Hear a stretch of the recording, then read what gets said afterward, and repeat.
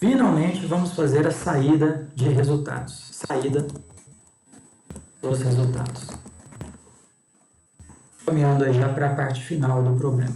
A saída dos resultados é uma saída também que tem que ser localizada em todos os cruzamentos das linhas de grade, porque eu vou ter um valor de rebaixamento no nó, vou ter o rebaixamento no outro nó, no nó vizinho, assim por diante, ou seja, vamos ter valores de rebaixamentos que foram calculados nos 10 mil nós do nosso domínio, nos 10 mil pontos de cruzamentos entre as linhas de grade, certo? Então, essa saída de resultados, ela precisa ser feita a partir de uma estrutura de varredura também. Então, eu vou criar aqui novamente o for i variando de 1 até ny, o for j variando de 1 até nx. Como que eu vou soltar esses resultados, pessoal? Eu vou usar a planilha 4 para soltar esses resultados.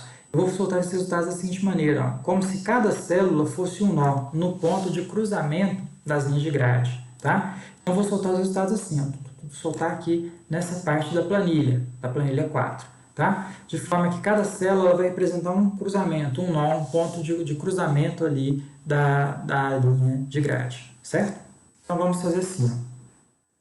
O H e J, que é a carga hidráulica, né? Ao final das contas é isso que a gente quer calcular, é o valor inicial dessa carga hidráulica, valor de 895, aquele valor plano, horizontal que a gente tinha no início, menos o valor do rebaixamento no nó EJ, em cada um desses nós EJ.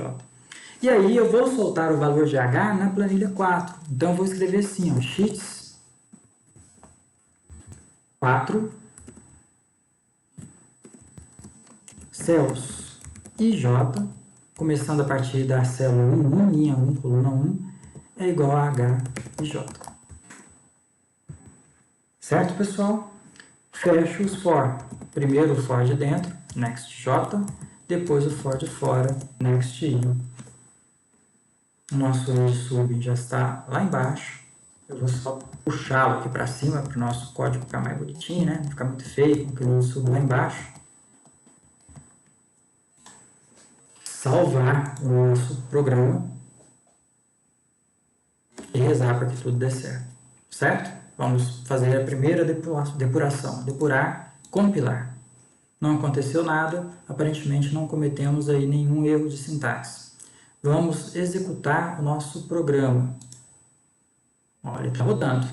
Veja bem, ele faz o cálculo 10 mil vezes, em 10 mil nós, mas 10 vezes. Então, ele faz, na realidade, aqui, pessoal, 100 mil cálculos. Quanto tempo ele demorou? Demorou 10 segundos, nem isso para fazer essa quantidade de cálculos, tá? Então, ele solta os resultados na planilha 4, olha lá. Os resultados da superfície pesométrica, eles são soltos aqui na planilha 4.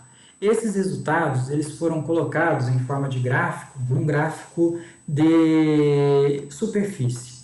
Então, o que esse gráfico faz? A gente vai selecionar os resultados, vamos selecionar aí todos os resultados que nós temos armazenados na nossa planilha, vamos até a linha 100, né? 101, 100.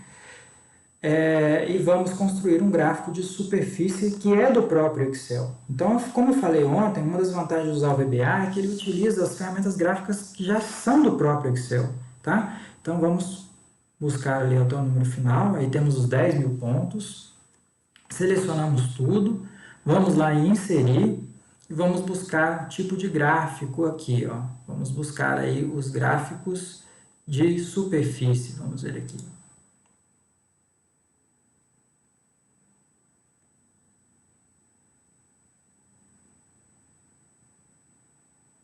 Todos os gráficos. Eu vou buscar esse tipo de gráfico aqui, ó, o gráfico de superfície, tá? Então, no gráfico de superfície, a gente clica lá e ele mostra o nosso cone de depressão, os nossos cones de depressão que são formados lá. Vou ampliar aqui para a gente ver melhor, tá? O que conseguimos enxergar aqui de certa maneira, pessoal? Um grande cone de depressão, né? Esse grande cone de depressão, ele vai aparecer onde a gente tem a maior concentração de poços. Veja que a maior concentração de poços está alocada nessa região, principalmente esse poço que está mais marrom aqui, que é o poço que tem a maior vazão, se não me engano é uma vazão de 120 metros cúbicos por hora, tá? Então é ali que vai causar esse poço, junto com outros que estão próximos dele, que vai provocar, esses poços vão provocar as regiões de maior rebaixamento da superfície de pressão desse aquífero. E alguns furinhos mais esparsos, conforme nós podemos ver, que são aqueles poços localizados mais distantes, certo? Então, dessa forma, a gente consegue mapear a superfície de pressão após um determinado instante transcorrido após o bombeamento, tá? Então, é esse gráfico que a gente tem aí, a superfície piezométrica após 24 horas de bombeamento.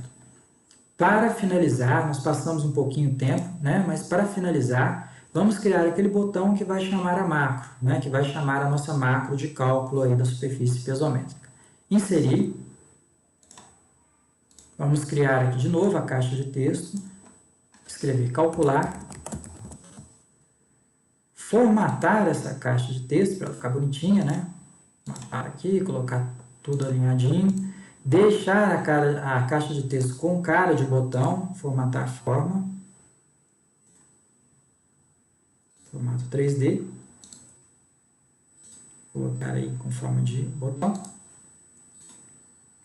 e atribuir a macro aquífero para ela. Agora ela se transformou num botão, de forma que ao clicar nesse botão a gente consegue executar a macro. Então vamos fazer aqui um teste, vamos mudar apenas o tempo de rebaixamento, o tempo de simulação. Vamos fazer um cálculo para aí, 48 horas, 2 dias de bombeamento. Vamos calcular, está fazendo o cálculo, o tempo que ele gasta para fazer a conta. Certo? E aí ele recalcula a superfície piezométrica desse aquífero para 48 horas de bombeamento. Ah, não, vamos fazer o cálculo agora para 3 horas de bombeamento. Só 3 horas. 3 horas depois que eu liguei os poços.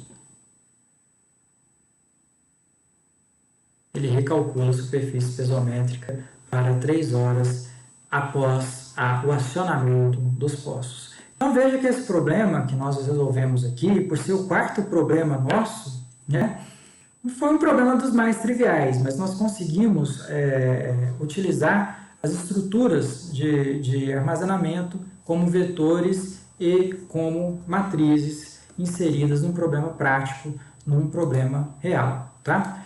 Eu vou, para a gente finalizar, eu vou induzir aqui a gente a errar num determinado ponto, só para vocês verem como que ele vai nos acusar esse erro durante a execução, tá? Então eu vou aqui, ó, veja aqui que nessa, por exemplo, vamos ver aqui, nessa fórmula do cálculo do U, por exemplo, né, U é igual a R ao quadrado vezes S sobre 4T, T máximo. Eu vou multiplicar aqui por zero. Estou induzindo um erro, tá? Quando eu multiplico o denominador por zero, ele vai dar divisão por zero. Isso aqui vai dar errado, certo, pessoal? Então eu vou pedir isso para rodar. Olha lá, erro. Divisão por zero. Ele te avisou que você errou em algum lugar, tá? Então, essa é uma boa vantagem do Visual Basic, ele mostra de forma mais clara onde você errou e o que você errou. Aí, quando ele acusa o erro, você vem lá em depurar. Ele pinta de amarelo a linha onde o erro foi acusado. Esse erro foi induzido pelo fato da gente colocar o zero, anulando, né, o zero multiplicando aqui, anulando todo o denominador. Algo interessante, quando ele dá esse erro, pessoal, quando ele dá esse erro, a gente passa o cursor em cima das variáveis, ó, a gente conhece o valor das variáveis. Ó, o NX vale 100, o NY vale 100, o XPP é o XPP do ponto 1, ó, do primeiro poço, foi onde deu esse erro. A transmissividade é 7,5, o T máximo é 3, o S. Então, à medida que a gente vai passando o cursor, não precisa clicar não, é só passar o cursor entre as variáveis, tá? Olha lá, o dx é quase 20 metros, o espaçamento entre um e outro, o dy também em torno de 20 metros, e ele vai dando os valores dessa variável. Aí, eu identifiquei aonde eu errei. Puxa vida, errei aqui, ó, tem um zero, está dividindo por zero, não tem esse zero aqui. Beleza, voltamos aí ao original. Só que aí, se eu pedir para rodar o programa, ele não roda desse jeito, ele continua travado, tá? Então, uma vez que o programa identificou um erro, pintou a linha de amarelo, e depois que você descobriu aonde que errou e consertou aquele erro, você tem que clicar aqui em redefinir, certo? Para o programa poder rodar novamente. Então, você clica aqui em redefinir, nesse quadradinho, tá? E aí você tem condições de fazer esse programa rodar novamente. Então, vamos clicar aqui após 12 horas de bombeamento, calcular. Ele calcula lá o cone de depressão 12 horas após o rebaixamento. Como que se deformou a superfície piezométrica desse aquífero. Tá certo, pessoal? Vou salvar aqui o programa e dessa forma nós encerramos o quarto exercício, passamos aí 5 minutos, né, do nosso tempo, e saber se ficou dúvidas. Eu acho que dúvidas vão ficar, principalmente quando vocês forem implementar isso aqui, né? Talvez a maioria de vocês me assistiram a construir o código. Isso aqui tudo está filmado, eu vou passar esse filme para vocês também. Mas na hora de implementar é que as dúvidas vão surgir, tá certo, pessoal? Se surgiu alguma dúvida aí, estamos aqui prontos para responder. Muito obrigada, José Eduardo. Gente, se tiver alguma dúvida, algum comentário, vocês deixam aí no chat e responda o formulário de feedback para a gente conseguir mandar para vocês o certificado. Lembrando que a gente vai mandar o certificado para quem participou nos 2 dias, tá? E aí vai ser enviado junto com as aulas que foram gravadas.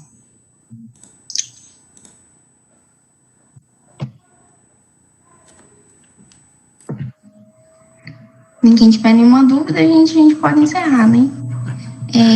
Eu queria agradecer, né, todo mundo que participou.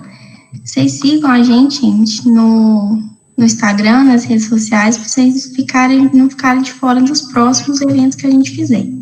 Queria agradecer ao José Eduardo pela disponibilidade, pelo excelente conteúdo que foi abordado. Com certeza foi muito proveitoso para todos nós.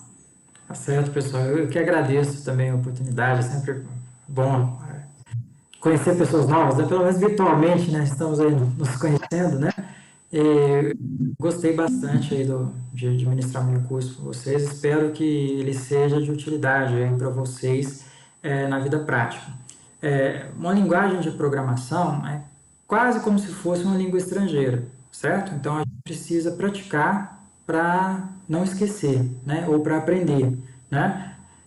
Então eu peço assim para quem se interessou, quem gostou do Unicurso, que comece a aplicar a linguagem Visual Basic nos seus problemas do dia a dia, nos seus problemas aí de engenharia, de agronomia, arquitetura, etc. Certo? Porque todos os problemas são passíveis aí de serem resolvidos utilizando a linguagem VBA. Né? E dessa maneira a gente vai aprendendo coisas novas e vai praticando. E é praticando que a gente fixa o conhecimento. Tá, pessoal? Então, mais uma vez aí, obrigado a todos. Obrigada a você. Boa noite, gente. Boa noite.